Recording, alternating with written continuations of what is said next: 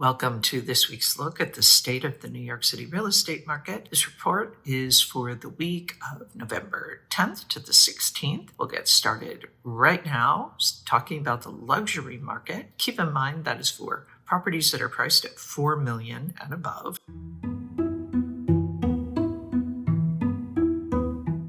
There were 25 contracts signed in the luxury market last week. That is 16 fewer than the previous week. The number one contract for last week was Penthouse C at 255 East 77th Street, asking $24 million, a new penthouse condo with just under 5,500 square feet. It includes 6 bedrooms, 6.5 bathrooms. The 27 by 27 foot living room with a fireplace, kitchen, and dining room, formal dining room, all face Central Park. This unit has 2 loges off the living room and the dining room, totaling 410 square feet. This building, as I will remind you, is designed by Robert A.M. Stern Architects. Amenities include doorman, garage, fitness center with yoga, spa, sauna, steam rooms, 75-foot swimming pool, cinema, kids club, and a music practice room with a recording studio. This building also has a porte cochere for pickup and drop-off. Should be noted that 51 of the 62 units in this building are in contract, averaging just a little under 2,800 a square foot. The number 2 contract was 104 at 160 West 12th Street. It was asking $15 million. This is a 10th floor condo with a little over 2,900 square feet, including 3 bedrooms and 3.5 bathrooms and a library. A 27-foot living room, kitchen, and bedroom open onto a 552 square foot terrace. This unit is in the Greenwich Lane, which is a 5-building complex comprised of 193 condos and 5 townhouses. Amenities include concierge, doorman, parking, fitness center, 25-meter swimming pool, golf simulator, garden, residence lounge, and children's playroom. The development of the Greenwich Lane was a bit controversial as far as the neighborhood was concerned, because it was going to be replacing St. Vincent's Hospital, which was struggling financially, bankrupt basically, and they ended up selling off the building. So it created some concern in the neighborhood because it left the neighborhood without a hospital. Now there is a new hospital right across the street from the Greenwich Lane and the old St. Vincent's. So I think it worked out for the best, but it was at the time quite controversial. Anyway, lovely series of buildings, very beautifully done, and congratulations to that buyer. The total weekly asking price sales volume, 197,347,000. Average asking price, 7,893,880. Median asking price, 6,900,000. Average discount from original ask to last asking price, 4%. Average days on the market, 621. That's it for the luxury market. We're going to move on, take a look at what is going on in Manhattan and Brooklyn. There is a lot going on.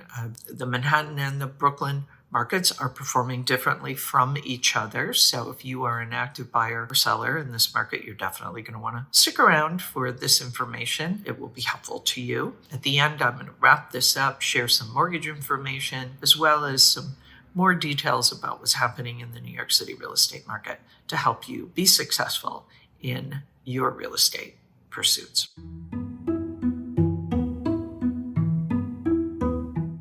So as I said, the Manhattan and the Brooklyn markets are performing differently this fall. The Manhattan fall season is actually starting to look fairly impressive. It's not the most active market that we've had, but there is a strong sense that it is a changing one. Current demand trends appear to be breaking through this kind of sluggish activity that we've seen since mid-2022 to mid-2025. The overall demand is up. It is the highest since last March, and weekly demand is up a little bit as well. At the same time, the supply trends and the price action remain steady. So what does all this mean? Plain English, seems like the fall market in Manhattan is gathering some strength. We are definitely seeing an uptick in contract activity. At the same time, we're seeing prices holding steady. At the same time, we are also seeing the supply holding fairly steady. 212 properties came on the market last week in Manhattan. That is down about 18%. Contracts signed 195, also down about 16% for the week. Off-market properties 159, down almost 12%. The weekly numbers tend to be kind of quite hyper-specific. So let's step back and take a look at the monthly numbers for Manhattan. 1,177, down almost 34%. Contracts signed about 1,028. That's up a little over 15%. The off-market properties 658. That is up a little over 26%. This market pulse continues to rise. It is up 2.85%. It's up a little over 1% from last month. Same for last year. If you look, would suggest that we are moving into a seller's market. Of course, we're not really totally in a seller's market, but we are definitely seeing conditions improving as far as sellers go. So sellers take heart, but make sure you always keep in mind your asking price, because that's going to be the key to your success. In our liquidity pace chart, we see that is up over 21%. There were 1,028 contracts signed over the last 30 days. It's nice to see that number over 1,000. Definitely seeing signs of improvement there. We'll get into some more details about Manhattan at the end of this report, but for right now, I want to shift over and take a look at what is going on in Brooklyn, show you those comparisons.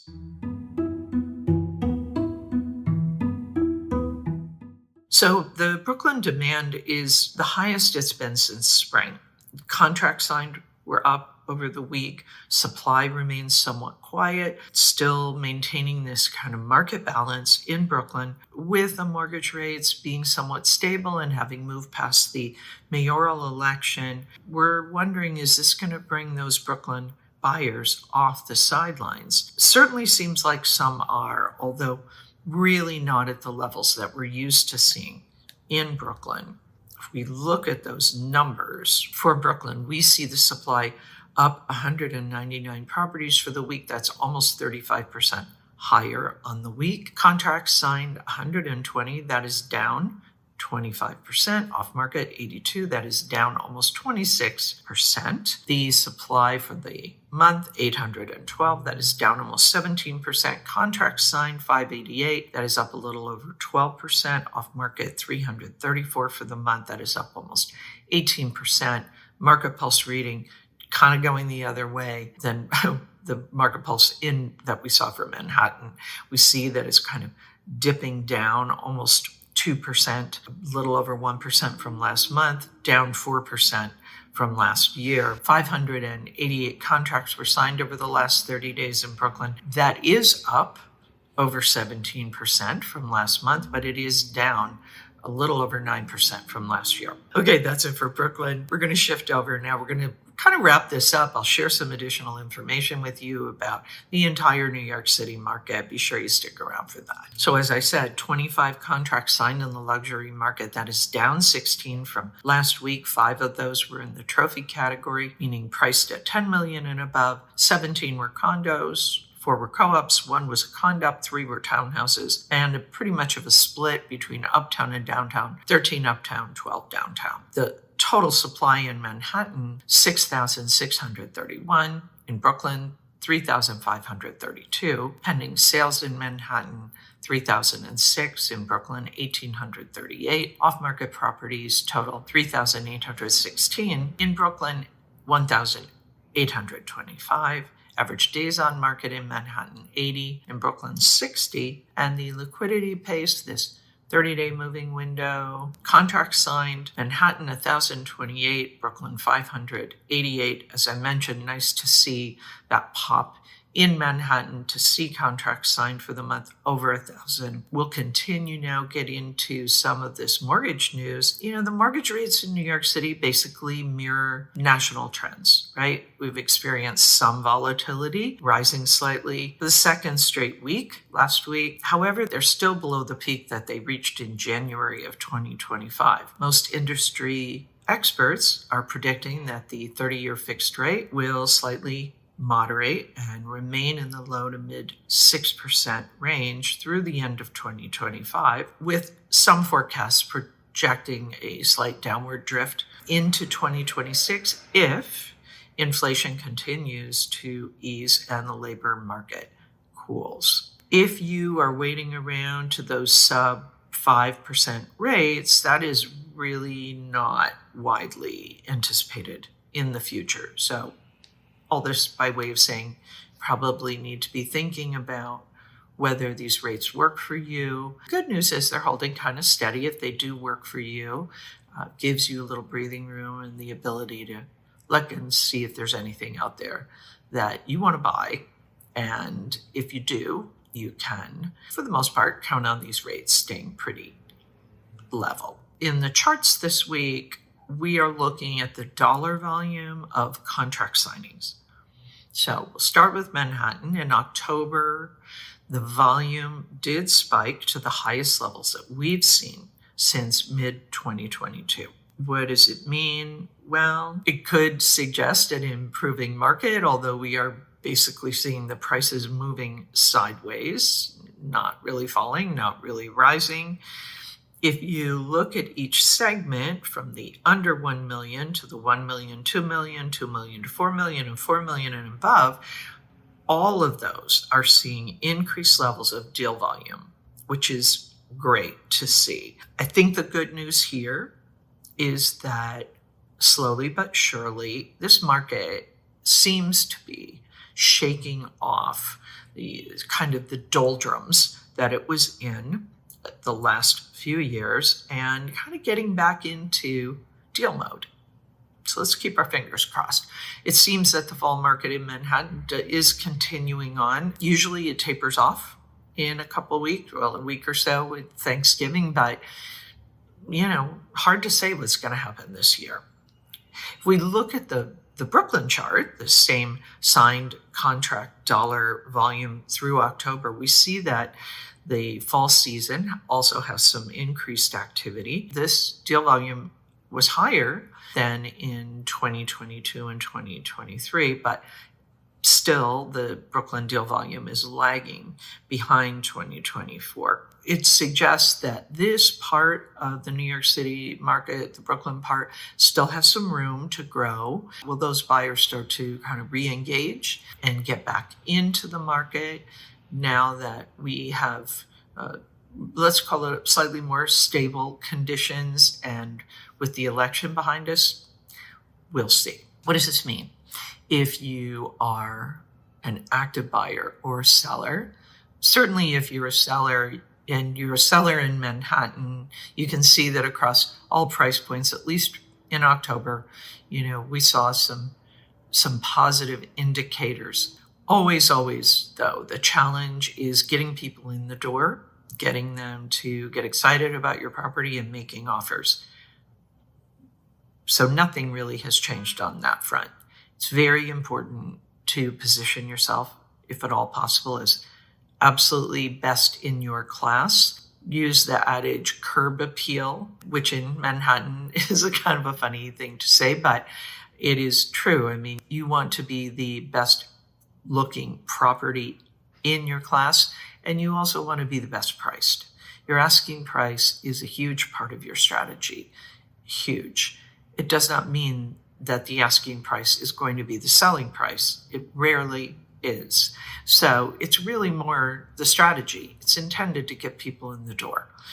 A lot of sellers struggle with that concept, but we see it proven time and again that the asking price is not the selling price. It is part of the strategy, and it is terribly important, critical to your success. Buyers, if you see something you like, make an offer.